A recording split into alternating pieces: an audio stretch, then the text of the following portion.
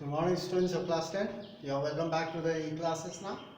Let's continue our lesson in geography. We are doing agriculture and we have reached this subtitle, Impact of Globalization on Agriculture.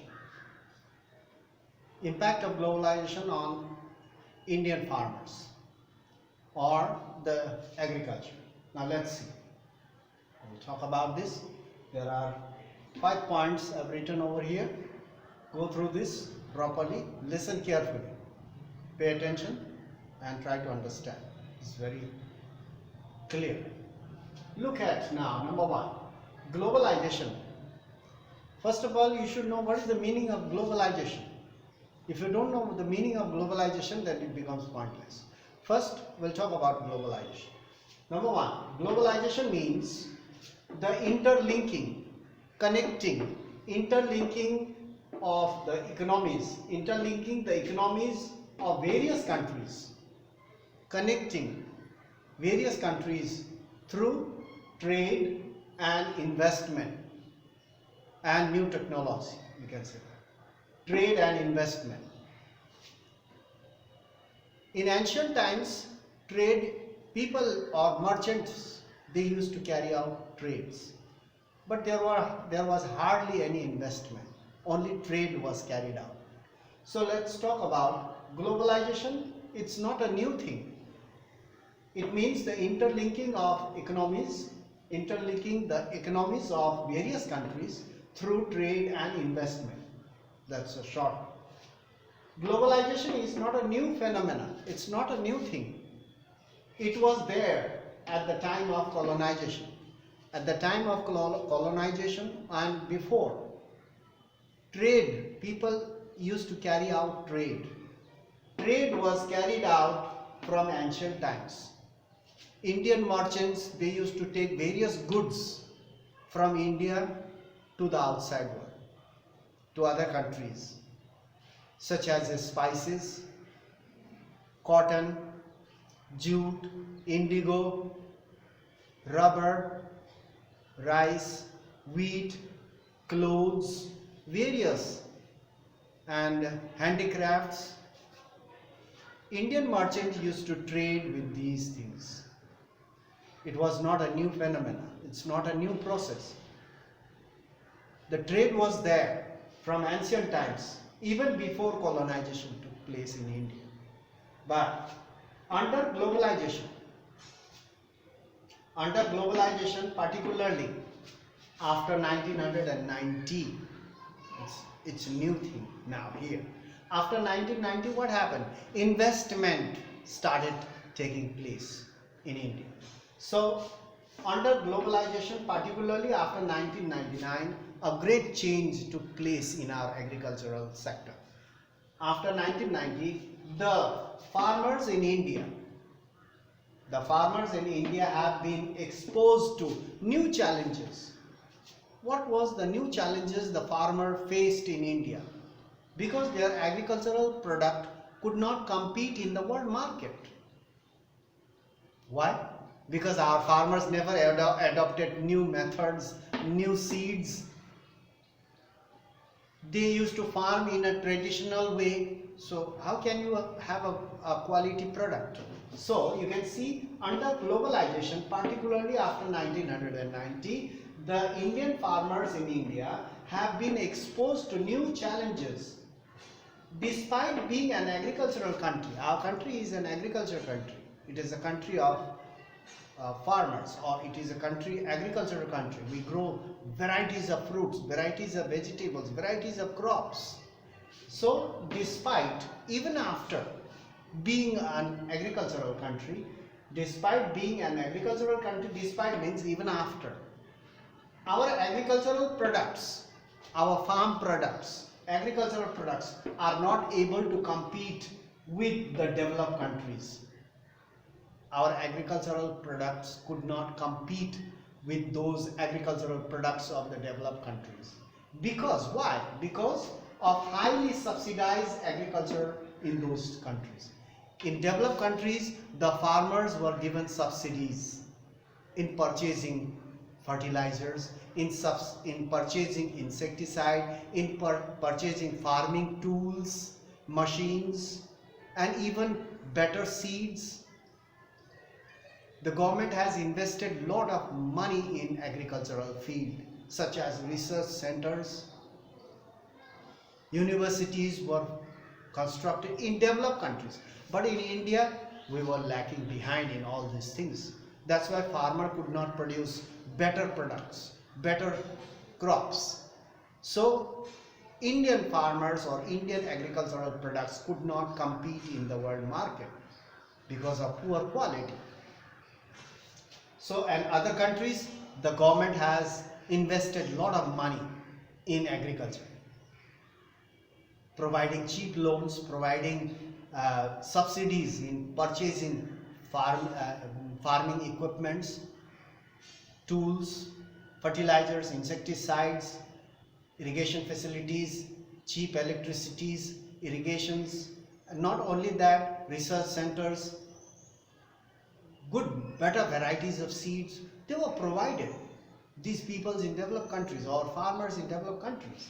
So, because of highly subsidized means reduced price, reduced cost, highly subsidized agriculture in those countries. But here in India, it was lacking. So, to make agriculture successful, to make our agriculture successful and profitable, what the government has to do, what the farmers should adopt. So to make the agriculture successful in the world market, so that their products could compete in the world market, to make successful and profitable, proper thrust means push, proper thrust should be given to improve the condition of the small farmers. First of all, in India, most of the farmers, they have the small farms, a small plot of lands. They do not possess big plots of land. Most of the farmers are small farmers. So, proper thrust should be given to improve the condition of the Indian farmers or small Indian farmers in order to make agriculture successful and profitable. Attention have to be paid towards the small farmers. Their condition must be improved. They must be provided subsidies. Middlemen should be removed so that they can directly sell their products to the government or in the market. If there is a middleman, naturally they will not get the required amount. So you can see that a lot of steps have to be taken, and our Indian government is taking various steps. Day by day, steps are being taken. New research centers, agricultural research centers are being constructed or being made. Even agricultural colleges, universities are being made, and farmers were taught how to grow in modern ways products or in a scientific method. Canals are being constructed, interlinking of rivers projects are there. Not only that, electricity is being provided, cheap electricity is being provided to the farmers, and HYB seeds are being distributed or at a subsidized rate. So government has provided subsidies also. Not only that, removing the middleman in the agricultural sectors. The middleman will take most of the profit and the farmers will not get the benefits. So naturally, removing the middleman. These are the steps the government is taking so that the condition of the small farmers could be improved. And if their conditions are improved, naturally they will produce, and you will have better products, as well as it is profitable to the farmers as well as to the country. So now you can see, to make the agriculture successful and profitable, proper thrust should be given to improve the condition of the small farmers, and the government is taking various steps to improve the condition of the farmers, providing cheap loans, as I have already told you, removing the middleman, providing subsidies in various agricultural inputs. The Green Revolution in 1960s and 70s, Indian government has introduced Green Revolution. There, the Green Revolution promised much. Because of the Green Revolution, India was so self-sufficient in the production of food grains. So during Green Revolution, during 1960s and 70s, it promised much as farmers were introduced with modern methods, modern technologies and support from the government. And from there onwards, so there was a great improvement. There was a great improvement in the agricultural sector, so that Indian people were sufficient. They got sufficient amount of food grains. Otherwise, India had to depend on other countries for food grains before Green Revolution. So after Green Revolution, India was self-sufficient in the production of food grains. Not only that, India started exporting food grains, so it was quite profitable.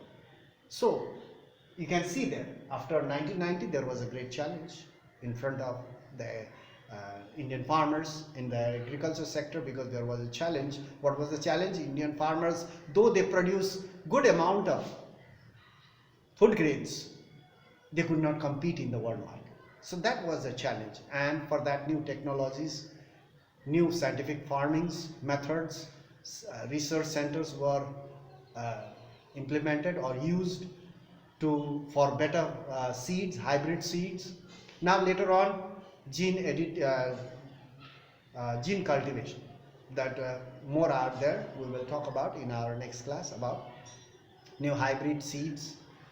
So gene editing seeds, these were also introduced. Now research centers are being set up. Now Indian government is trying its best to help the farmers so that they could produce good quality products, quality food crops, as well as fruits and vegetables, so that India can profit from them, as well as the farmers will get the benefit. So in this way, impact of globalization on agriculture. Foreign countries, they have started investing in India. They have set up various type of mills, industries, not only in agriculture sector, electricity, in various fields. Foreign countries, they started investing. So more are there about globalization, how it affected Indian farmers. So we'll talk about that. So that's all for today. Thank you for your attention and for your attention. We'll meet in the next class and continue our lesson. That's all for today. Only thing, you go through the online portal every day so that you will not miss anything. It will help you a lot. So that's all for today. You can take the screenshot and you can copy the notes, or when you are offline, you can go through it properly and remember things properly, clearly. So that's all for today. You can take the screenshot if you want. You should know how to learn. If you have a will to learn, naturally you take various steps, various methods, various ways. Where there is a will, there is a way.